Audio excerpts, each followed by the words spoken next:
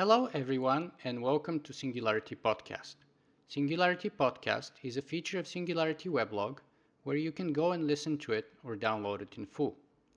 As you may already know, my name is Socrates, and as always, I will be the man with the questions. Today, I'm privileged to have Dr. Aubrey de Grey as my guest with the answers. Dr. de Grey is a controversial author, gerontologist, and chief science officer at the SENS Foundation, and is most famous for his quest to defeat aging. Hi, Aubrey, and welcome to Singularity Podcast. It is great to have you here today. Thank you for having me on the show. Thank you for being here, Aubrey. I know that your time is most valuable, and thus I will jump straight into the questions by asking you this.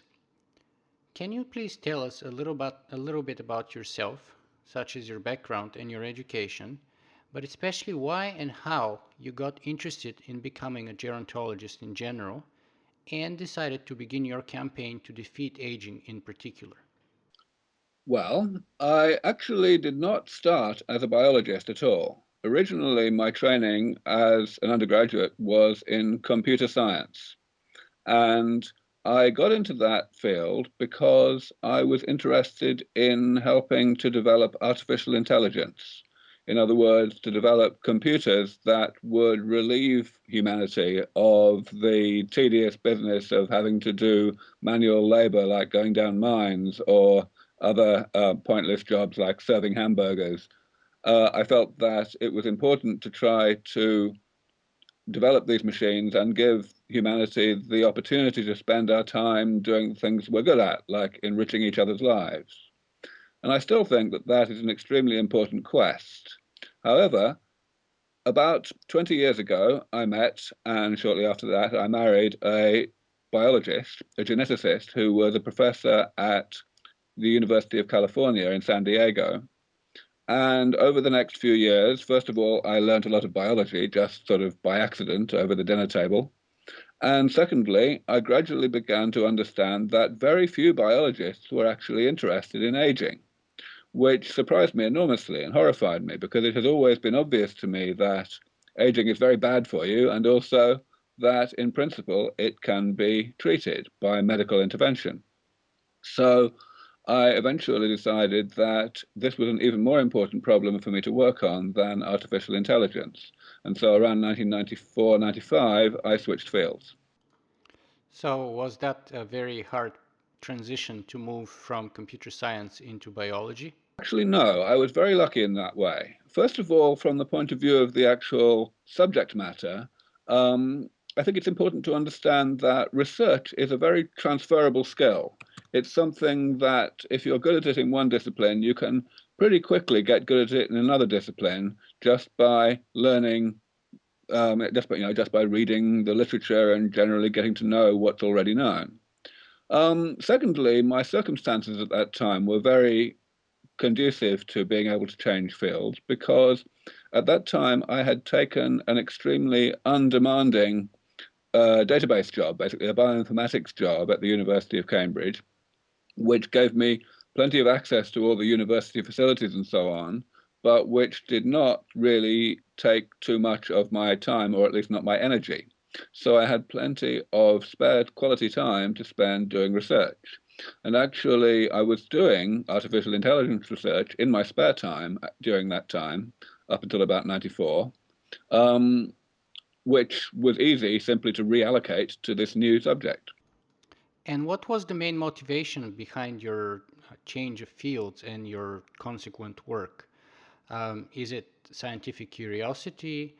Is it humanitarian? Is it a religious one?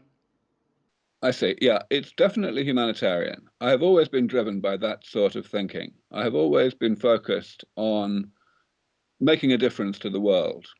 I think that if I personally were to benefit from the therapies that I'm hoping to help develop, then that's great, but that's not why I'm doing it. I don't feel that there is really any particular religious motivation either way. I mean, I certainly think that this work is in accord with the teachings of the major religions, but it's certainly not the reason why I'm doing this. And also, I'm not really driven by just the quest for knowledge either. I think for me, I've always regarded myself more as a technologist than as a basic scientist. I'm interested in developing knowledge for the sake of improving people's quality of life rather than just for its own sake. So it seems that in that case, for you, probably the most important thing would be the results, the actual outcome of your work. Is that correct? Absolutely. So, what would be the ultimate goal or the ultimate end in that case for you? The ultimate goal really is to keep people healthy as long as they live. At the moment, it's pretty clear that a lot of bad things go wrong with us when we get old, and these are health problems that people really don't enjoy. I never meet anyone who actually wants to get Alzheimer's disease, for example. So I simply want to work to help people to avoid the diseases of old age, however long they live. Now, a lot of people misunderstand this because they realize that a lot of what I do involves thinking about the possibility of people living a lot longer. But that's not why I work on this. I don't work on longevity. People will live a lot longer if the therapies that I'm describing are successfully developed, but that will be a side benefit. The main purpose of all this is simply to keep people healthy. That's great, but aren't you at least a little bit concerned that a natural or man made disaster such as nuclear war or global warming or some other huge natural catastrophe would kind of negate or destroy the sort of results of your work, even if you're successful in it? I don't really think that natural disasters or anything like that would remotely negate this work. No, I think that we are definitely, as a population, as a species, we are definitely blessed with a survival instinct, with the desire to remain healthy and alive as long as we can. And, if things do happen that are out of our control, then so be it. However, I do think, in a point perhaps related to your question, that there is a good chance that we would be able to allocate more effort, so to speak, to the actual attempt to avoid death from other causes, whether it be natural disasters or pandemics or even road accidents. And I think that would be a good thing too. I think if we assign greater value to life as a result of this work. I see. And what would be the benchmarks that would show that you have either succeeded or failed in accomplishing your goals? Well, I don't really think it's a matter of succeeding or failing. I think it's really simply a matter of how rapidly we succeed. I'm approaching this problem in a particular way, namely the application of regenerative medicine to the problem of aging. And other people are approaching it in different ways, including, for example, the development of nanotechnology, or for that matter, the development of artificial intelligence, which may create computers that are smarter than us and therefore that can solve that problem more quickly than we can. Um, so I think that it's great that all of these approaches are being tried. And I think that the measure of success will simply be how rapidly we succeed, not whether we succeed. However, if we look at the milestones that are going to happen on the way to success, I think we can point to some things. Certainly with respect to the approach that I'm taking, the application of regenerative medicine to the problem of aging. I think that the most important milestone will be the development of these therapies that can be applied to mice, because mice are the most important model organism in biology. They are fairly similar to humans because they are mammals, but they of course live a lot less long than humans, and yet they get many of the same problems as we do, and during old age.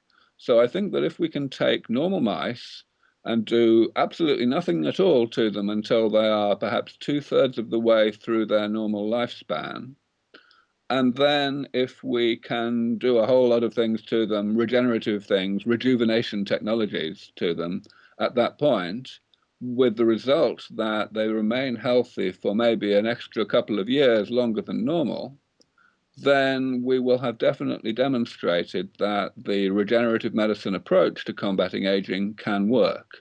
We will know at that point that it's really definitely only a matter of time before it works for human beings as well. At that point, I feel that my work will really have been done because there will be a full-blown war on aging. Everyone will know not only that this is an important goal, but broadly how to go about it. And the money will certainly be no object, and there will be plenty of people who are much better than me at all the things I'm supposed to be good at, who will be participating in that effort at that point. So, how does the SENS Foundation fit into your work and your general goals? Well, at the moment, the main thing that we're doing is to fill in the gaps, so to speak, to actually, um, I don't know, identify the things that are being most neglected, but which we feel are nevertheless indispensable components of a panel of interventions that would really successfully combat aging. And there are lots of those gaps right now. There are some aspects um, of regenerative medicine that are well understood in terms of their value, and increasingly well understood in terms of their value in combating aging, combating aspects of aging. In particular, stem cell therapy comes to mind. Of course, that's a very big field. There are lots and lots of people working on it. It's well funded. However, there are other areas, such as, for example, what I like to call molecular regenerative medicine, the removal of accumulated molecular garbage inside cells and also in the spaces between cells. Those are areas of regenerative medicine that so far not very many people understand the value of or even the feasibility of. And so they are areas which we are paying much more attention to and putting as much funding as we can into. Was that not the topic of your book, The Free Mitochondrial Theory of Aging? The topic of my book in 2000, or actually in 1999, was in fact a slightly different thing. It was the accumulation of mutations in the mitochondrial DNA.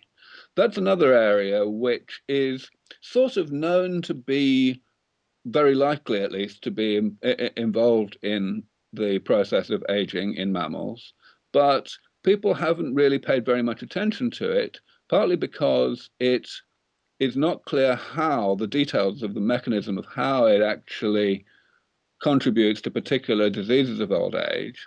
And secondly, because people have been rather in despair with regard to actually how to fix it.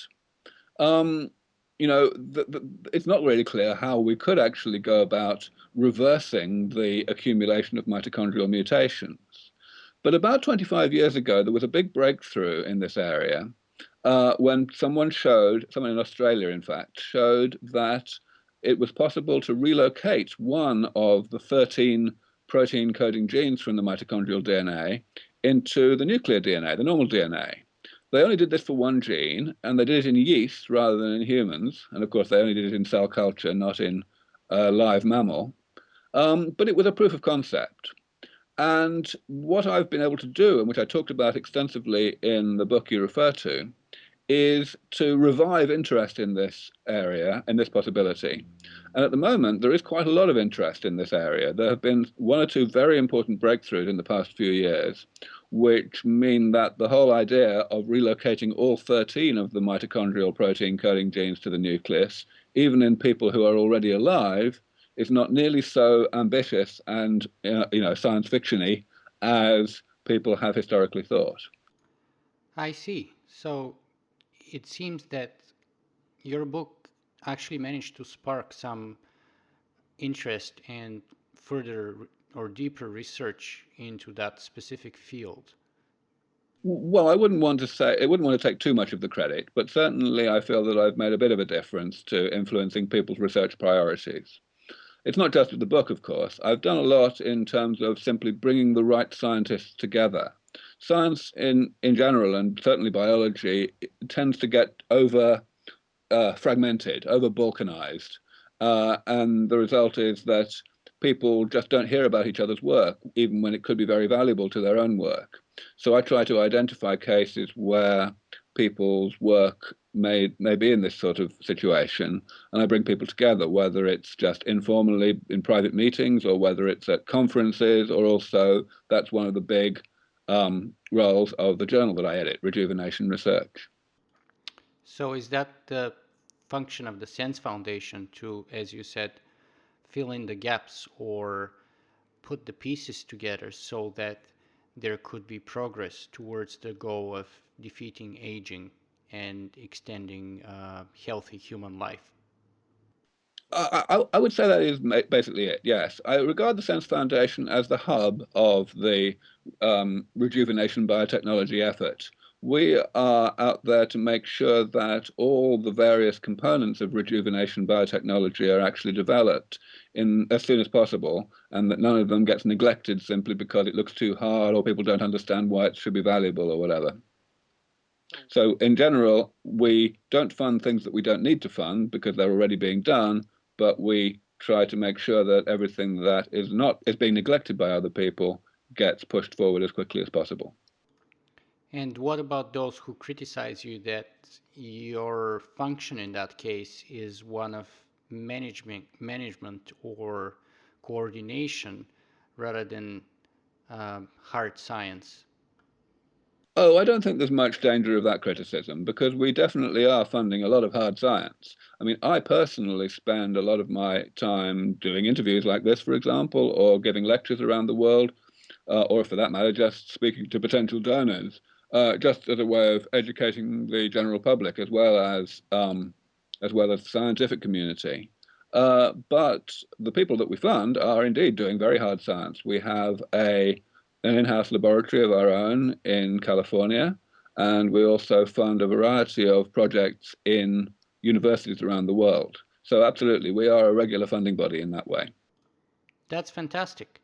So, why don't you give some more information to those of our listeners who are interested to find out more about the Sense Foundation in general, or even are willing to donate and contribute to your cause?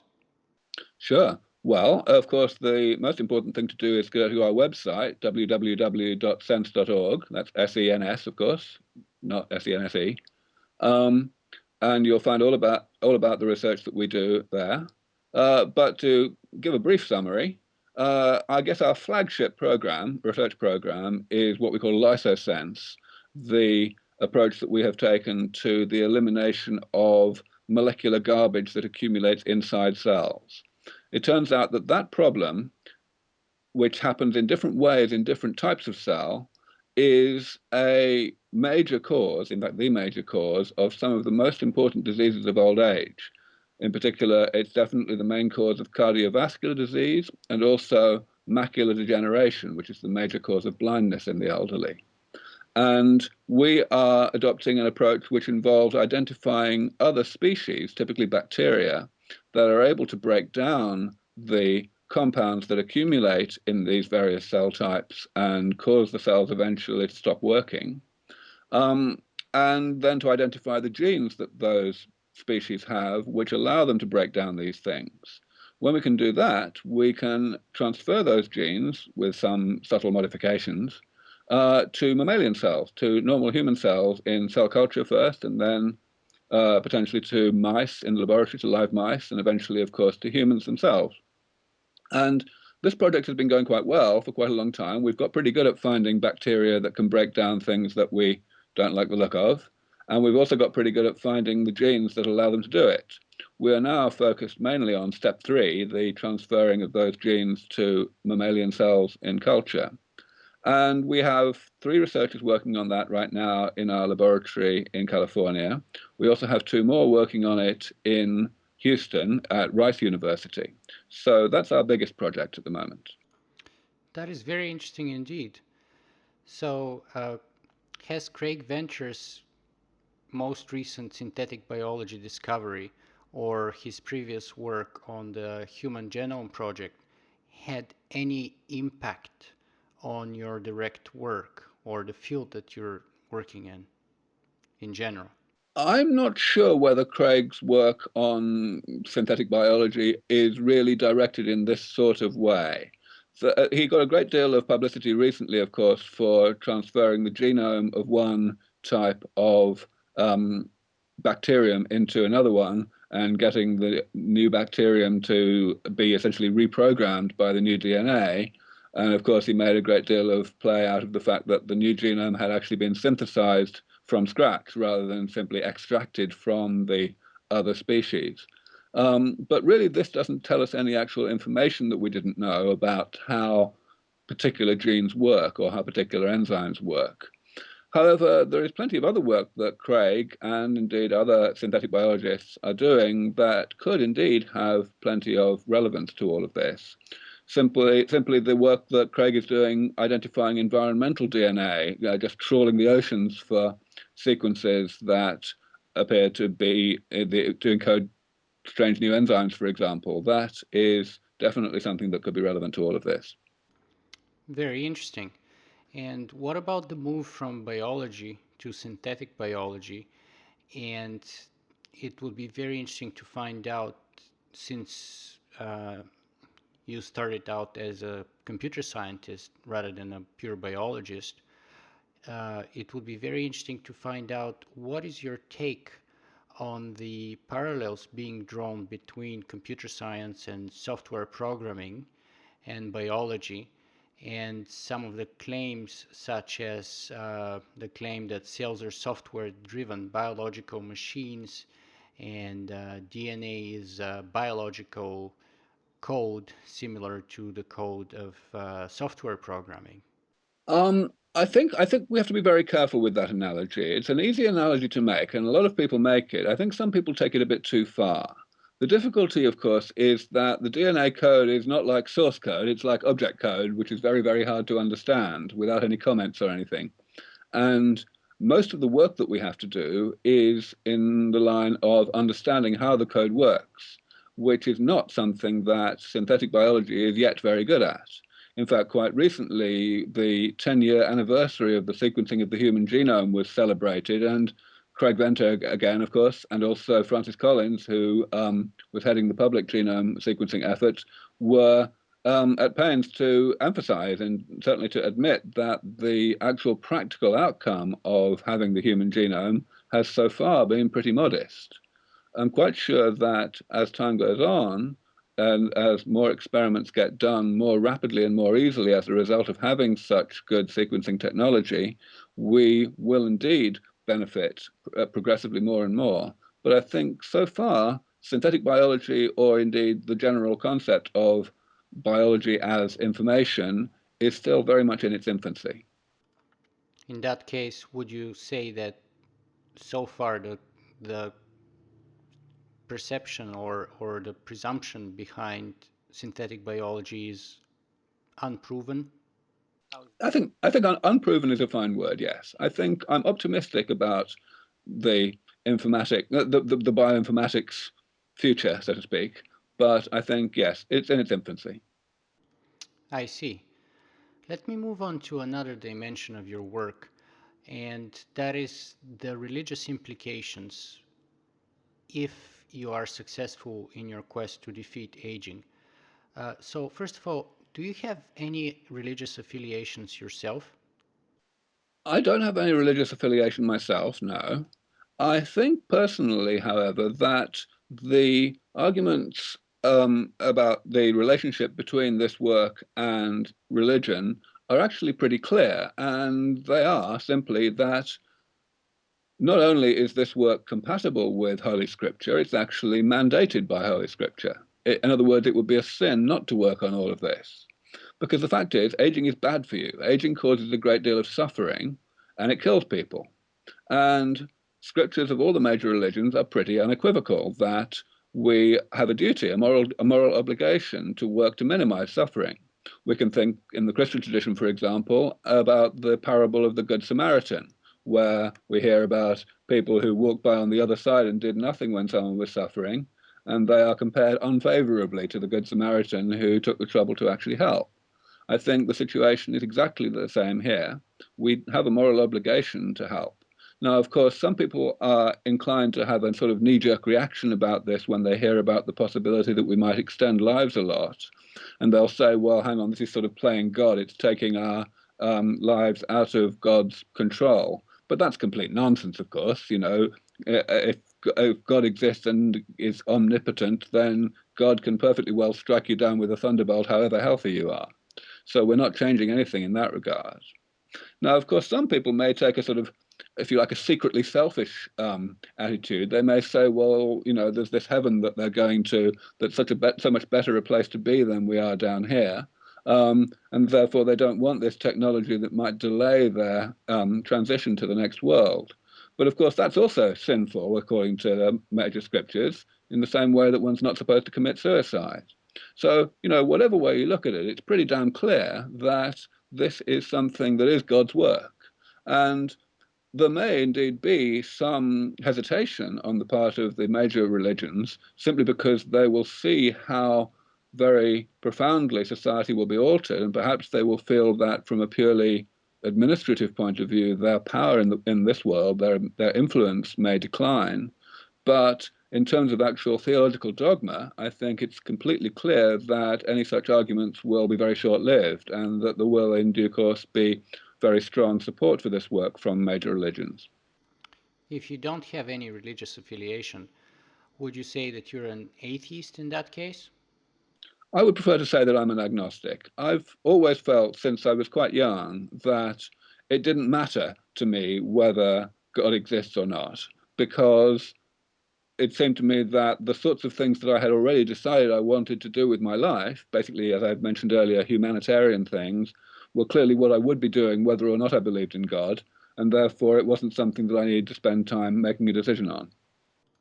And how do you respond to those of your critics who blame you for modeling yourself as a Jesus Christ type of a figure who is promising immortality to the masses? Well, of course, I don't think much of any description of my work that uses the word immortality because I'm not working on immortality. I'm working on keeping people healthy, as I said earlier. And I'm not working on stopping people from being hit by trucks or any other cause of death. I'm just working on one cause of death. Some people like to say that I look a bit like Jesus, but, well, they say that about a lot of people, so I don't really pay much attention to that. As far as I'm concerned, all I'm doing is the same as what any other technologist is doing. I'm trying to improve people's quality of life, and I don't think it's very easy to criticize that. Speaking of people's quality of life, would you mind giving some specific tips or advice to our listeners who are probably interested in being healthy for as long as possible until the moment that we do have those technologies that you're describing and that you're working on, which would allow them to extend their life almost indefinitely? What Yeah, do you think? this is an important question, of course. What can one do to maximize one's chances of making the cut, so to speak, being around long enough, healthy enough for these technologies to arrive to actually postpone ill health of old age indefinitely? Um, and the bad news is that at the moment, we've basically got nothing. That's not completely true because if you happen to be unlucky, if you happen to have drawn some short straws genetically, so to speak, so that, for example, you are the sort of person who would come down with type 2 diabetes in your 30s, there are such people, then there do seem to be things that we can do to help normalize your rate of aging in that particular way, so that that may indeed considerably extend your healthy lifespan. Um, Also, of course, there are plenty of well-known ways to shorten one's lifespan, smoking, getting overweight, for example, and avoiding those works, but that's not something I need to tell you, of course. So if we ask the more pertinent question of what can we do today that may not be obvious, what unusual supplements might there be that might add 10 years to life, or, for example, there just aren't any. The evidence is pretty overwhelming that nothing really exists that can help in this way. So I think that actually the best thing that people can do today to maximize their chances of being around long enough for these therapies is simply to work at the other end of the equation. In other words, to do what they can to hasten the development of these therapies. And of course, different people can do that in different ways. If you if you run a podcast, you can have me on the show so that I can educate you and your listeners, and maybe some of them will have some things that they can do. If you're a scientist, of course, you can get into the right areas of biotechnology so that you can help actually on the ground, so to speak, at the coalface to develop these things. Different people can do different things, but everybody can do advocacy. Everybody can talk to their friends and colleagues and neighbors and family about these things and generally get people to understand more properly what we are actually trying to do so that they no longer have these really appalling knee-jerk reactions, negative reactions to something that, in fact, when you understand it, is unequivocally a good thing. Well, speaking of genetically unfortunate people, since Ray Kurzweil developed diabetes in his late 30s or early 40s, he would probably qualify as being one of those. However, he was arguably successful at reprogramming his biology after taking over 200 different types of supplements each and every day, and supposedly was able to cure himself from diabetes. Furthermore, in his latest book, together with Terry Grossman, called Transcend, he puts forward a 9 step program, which, in his opinion, would allow us, or those of us who decide to follow the program, to basically live long enough to live forever. And yet, somehow, that seems to be at odds with what you just said, isn't it? Yes, I think it's fair to say that I do somewhat disagree with Ray and Terry on that score. I think that they are rather over optimistic about the effect that today's therapies can have, today's supplements and so on can have on people who are already of average health and therefore who are in line to get to the age of 80 in pretty good health, whatever they do. Um, I think that perhaps Ray has been swayed too much by his own success as a result, as you say, of having been able to keep his diabetes at bay for 30 years, having come down with it very young. But I want to emphasize that I very strongly agree with what Ray, especially, and also Terry say about subsequent work. That you mentioned that they describe the things that we can do today as a bridge to future technologies, and I completely agree with that. I think that their bridge two, which is essentially biotechnology, is precisely what's going to happen. In fact, they largely echo the types of biotechnology that I have been particularly emphasizing. And I also agree with their bridge three, the increasing use of what we might call non-biological solutions to medical problems. I think that's also going to happen down the road. But I think in the short term, the benefits that average people will get from things that, from supplements and such like that we can take already are really very slight. One might get a year if one's very lucky. And of course, that's better than nothing. So I'm definitely not saying that people shouldn't do what Ray and Terry say or what other people say that they should do. I think the only thing I would really say is that it's very important not to generalize too much. The single most important um, piece of advice in terms of one's health that I can give anybody is to pay attention to your own body, to be as knowledgeable as you can, yes, but ultimately not to just do what a book tells you overriding what seems to work, seems to make you feel healthy. And what about Ray's claim that he has managed to successfully reprogram his body's biology? I think that in terms of his own biology, that's a somewhat melodramatic description, perhaps, but strictly speaking, I wouldn't really argue with it. I think that diabetes is a very pervasive disease. It's something that affects the whole of one's metabolism in one way or another. And if one can reset one's diabetic state, then I think that's a reasonable description of reasonable, can reasonably be described as reprogramming one's biology, yes. Since we're already discussing Ray Kurzweil, this is probably the best time to ask you, how do you think the technological singularity relates to your work? The relationship between the technological singularity and my work is something that has many dimensions to it, in fact.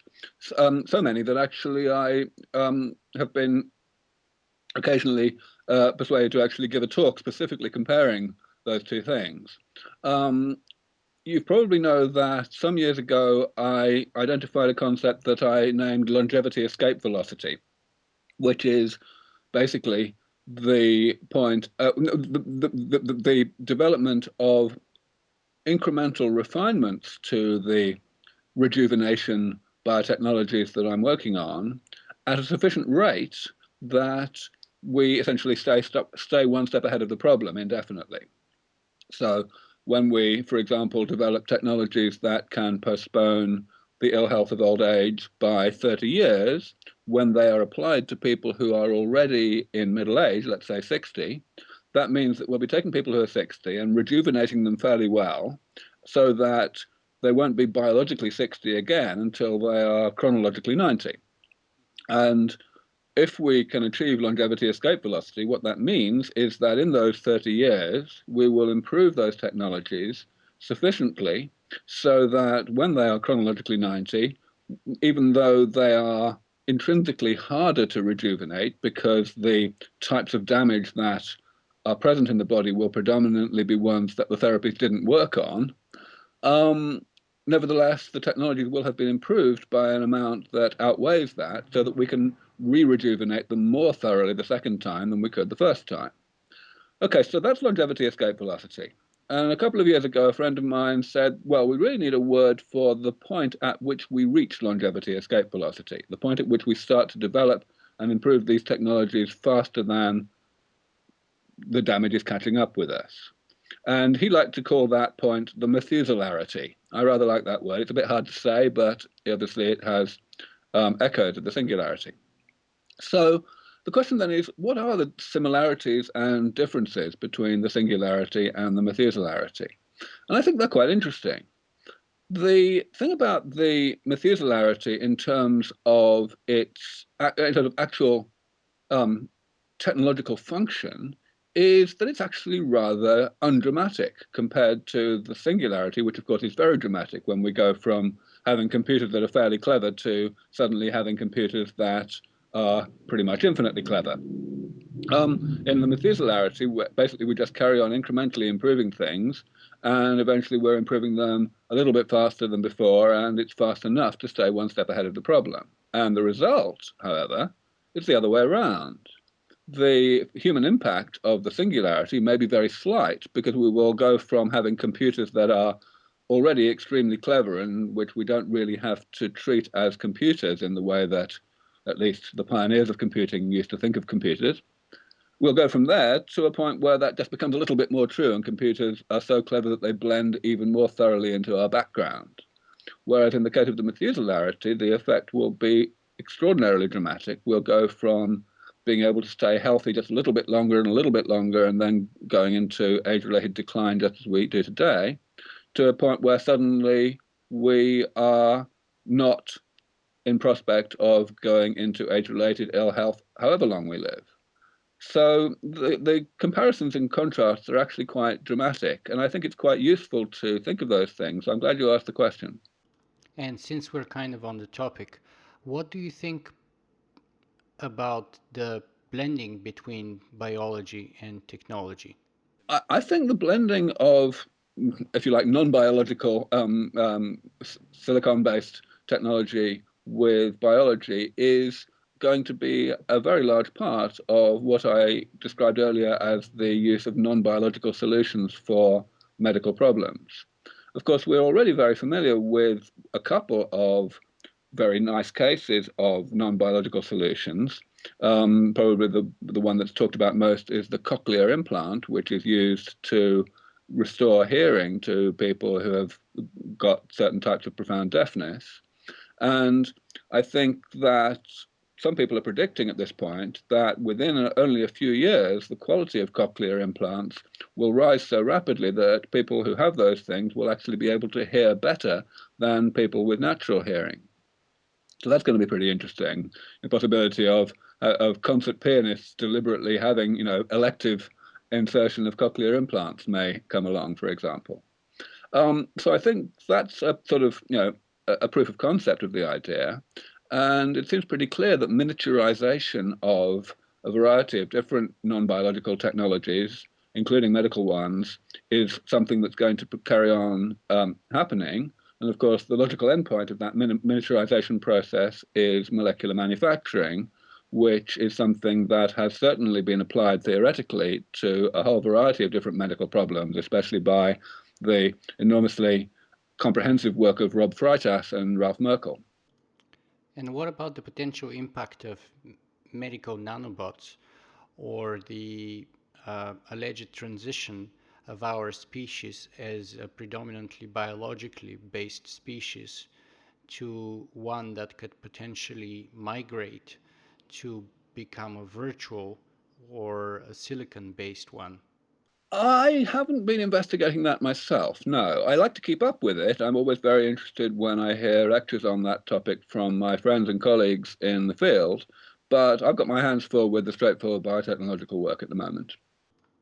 But don't you agree that any such potential transition from biology to be it virtual reality or silicon based or what others have called becoming uploads would have great impacts on your own work and on your own field. I mean, we already do know how to pretty much upkeep and maintain computers indefinitely by replacing their broken parts and so on. And thus, if we move from biology to become silicon based, for example, or software based entities, then in a way that would fulfill your quest to extend the healthy life span of humanity. I think you're absolutely right. I think that that is certainly one scenario in which aging would be defeated. Another scenario in which aging would be defeated would be the creation of friendly artificial general intelligence, in which we had simply robots and other completely external devices which were able to make our lives completely safe, both medically and in terms of the availability, the possibility of accidents or asteroid impacts or whatever, despite the fact that we are made out of this squishy stuff. There are lots of scenarios.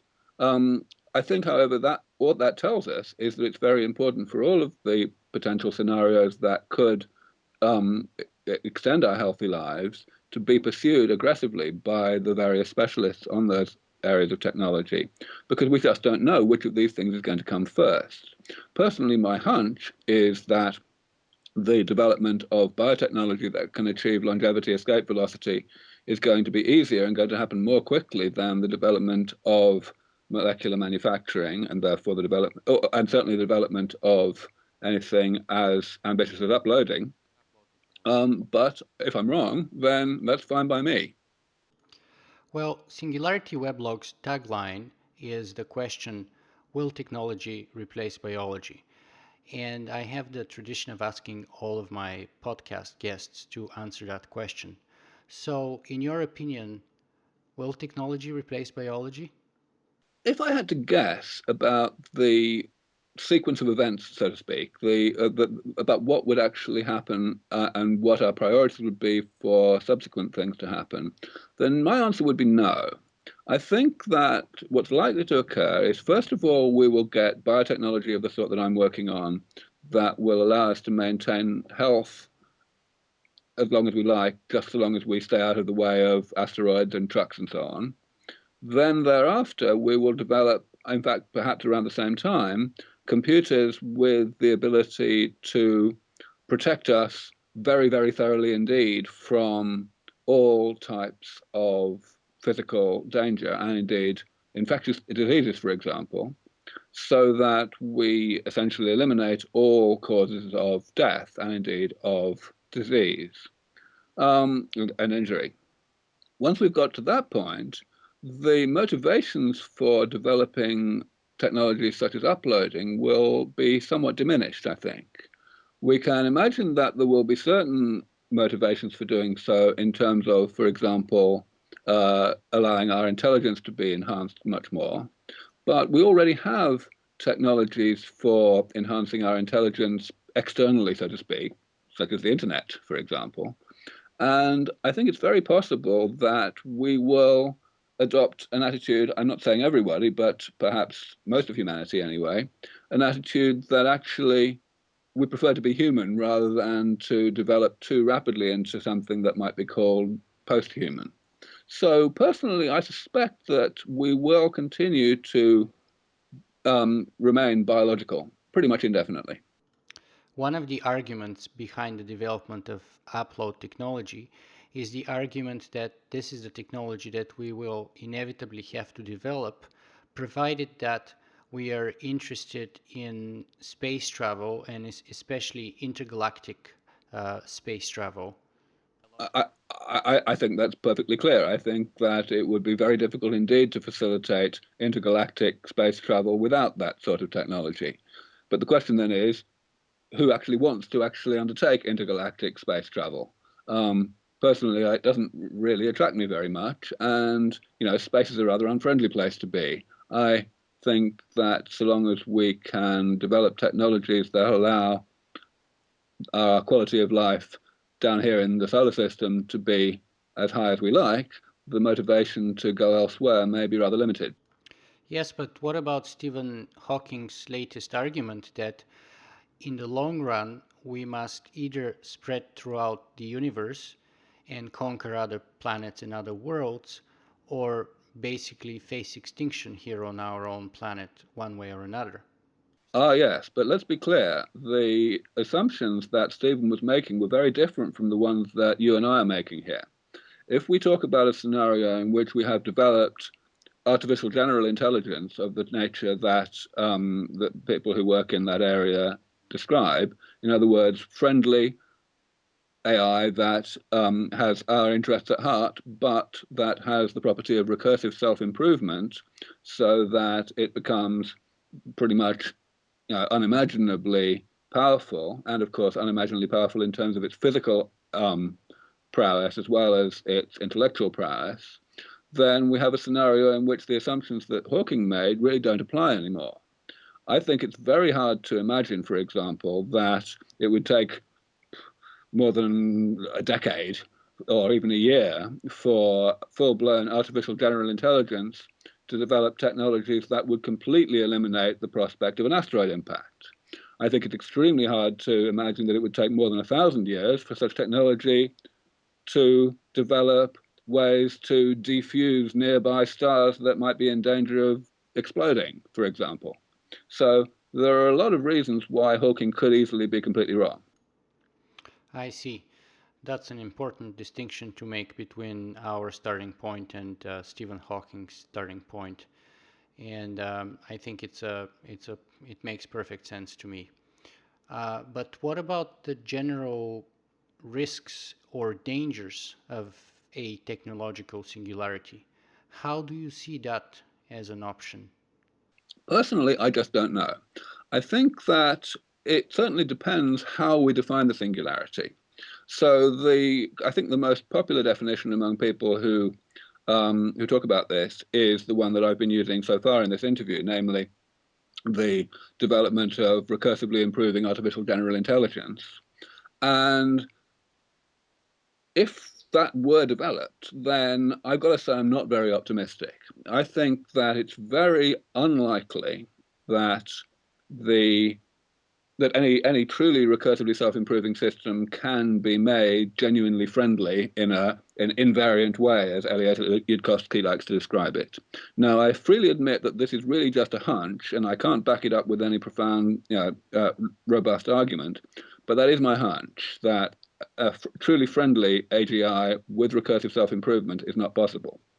However, the good news is that my other hunch is that I think that truly recursively self-improving AI is probably not possible either. I think that it is a mistake to regard the human brain, for example, as an existence proof that recursively self-improving AI is possible.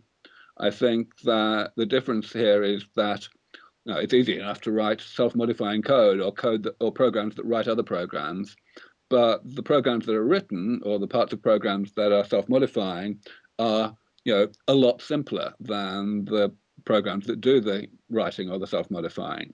And I have a suspicion that there is a fundamental minimum to that difference of complexity. In other words, that a program of complexity X just cannot create a program of complexity greater than X, or even greater than X minus some constant, whatever. Again, this is absolutely a hunch, but if it's true, then we can kiss goodbye to the idea of recursive self-improvement. And that would make me rather happy, because it would mean that we wouldn't have to worry about unfriendly AI with that property. However, that doesn't necessarily mean that we don't get to a singularity if we define the singularity in other ways. If we define the singularity simply in terms of technology advancing so rapidly that we cannot constructively predict where it's going to go, then we're in a somewhat more modest scenario in which we could have human beings actually participating in an absolutely intrinsic and indispensable way in the process of advancement of technology, such that we do intrinsically retain control over the rate at which it advances, but yet, because there's so many people involved in contributing to those advances, any single individual will constantly be surprised by what they discover has suddenly come into existence the following day. And I think it would be reasonable to describe that as the singularity too. I understand. Um, let's go back to your own personal work in life extension technologies. And let me ask you, have your ideas evolved in any way ever since you became gerontologist? Or what was the most surprising thing that you discovered since you became one? Well, I've been pretty lucky in that respect, actually. I came into gerontology having no real preconception about how we might go about combating aging. And I spent perhaps 5 years at the beginning of my gerontology career really just learning stuff. And of course, I was publishing stuff during that period. I was coming up with new explanations for existing data and so on. But the basic concept underlying SENS, in other words, the idea that it might be easier to actually rejuvenate people, to repair the molecular and cellular damage of aging, rather than to slow down the creation of that damage by, if you like, cleaning up metabolism. That basic concept has survived intact. It was something that I realized in the summer of 2000, 10 years ago now, and it has certainly gone from strength to strength in that time, as the ideas of exactly how one might go about repairing particular aspects of age-related damage have been increasingly fleshed out and increasingly inspected by other scientists and, of course, worked on by scientists. So I haven't really gone through any transition where I had a fundamental surprise. There are, of course, plenty of much more minor surprises that come out during the progress of biotechnology all the time. And the things that surprise me are not really very different than the things that surprise most biologists. For example, it was an extremely nice surprise when we discovered that we could take adult cells and de-differentiate them back into an embryonic stem cell state just by exposing them to 4 different proteins all at the same time. As I'm sure you know, the Japanese researcher Shinya Yamanaka discovered about 4 years ago now. But in terms of fundamental surprises, no, that hasn't actually happened. And if there is one thing that our listeners ought to take away from this podcast interview with you today, what would you like it to be? I guess the fundamental thing I want listeners to take away from it is that, because I'm fairly sure that most listeners to a podcast like this will have no difficulty understanding that aging is bad for you and that we should fix it if we can. I think the main thing I want listeners to take away is that we are really pretty close to really doing this, and furthermore, that we're pretty close, maybe only a few decades away from doing it for people who are already in middle age at the time that the therapies are developed, so that people already alive today will actually benefit from this. And the question that is uppermost in my mind and should be uppermost in the minds of all your listeners is the question of when those technologies will be developed, because that determines how many of the people alive today will benefit from them. The fact is that 150,000 people die every day from all causes added together, and out of those 150,000, two-thirds, 100,000, die of aging. In other words, they die of causes that young adults predominantly do not die of. Um, in the developed world, the percentage is much higher than two-thirds. It's about 90%. So this is by an enormous margin the biggest health problem facing humanity today. I would say that it's the biggest problem facing humanity today. And those of your listeners who like working on hard problems, or even who like helping other people to work on hard problems, should therefore go away and recognize that and just think what they can do to help. And of course, go to sense.org, have a look at what we say you can do, have a look at what we are doing, and if you want to get in touch with us, then you always can. We have obviously contact information on the site. That sounds fantastic. But let me keep you just for another minute and ask you the last question pertaining to what you just said. Namely, where do you think would be the cutoff point for people who are able to take advantage of those life extending or anti aging technologies that you are talking about? At the moment, it's obviously very speculative, like any technology that's more than a couple of years away, what the time frame's really going to be. But I think we have a 50-50 chance of getting to longevity escape velocity within about 25 years from now. And I'm damn certain that by that time, the enthusiasm for all of this concept will be sufficient that when these technologies are become available to anybody, they will pretty much at once become available to everybody. So that's the sort of number we need to look at. And these technologies ought to work for pretty much anyone below the age of 60, probably for people up in the 70s if they're averagely healthy. So that gives you some idea. But of course, I want to emphasize how speculative this is. We could get unlucky with these things. We could find a whole bunch of new obstacles that we haven't thought of yet and we haven't discovered yet. And it could be 100 years before we get to longevity escape velocity. I would say that there's at least a 10% chance of that. Luckily, of course, there are, as we've mentioned today, plenty of other approaches, including artificial intelligence and molecular manufacturing, that are also being developed, and maybe they'll get there first in that case. But the sooner we plug away on all of these things, I would say especially on the biotechnological approach, the sooner we will actually start saving lives this way. On that note, I would like to thank Dr. de Grey once again for his time and wish him good luck in his quest to defeat aging. I know that for myself, I am not too eager to put an expiration date on my life.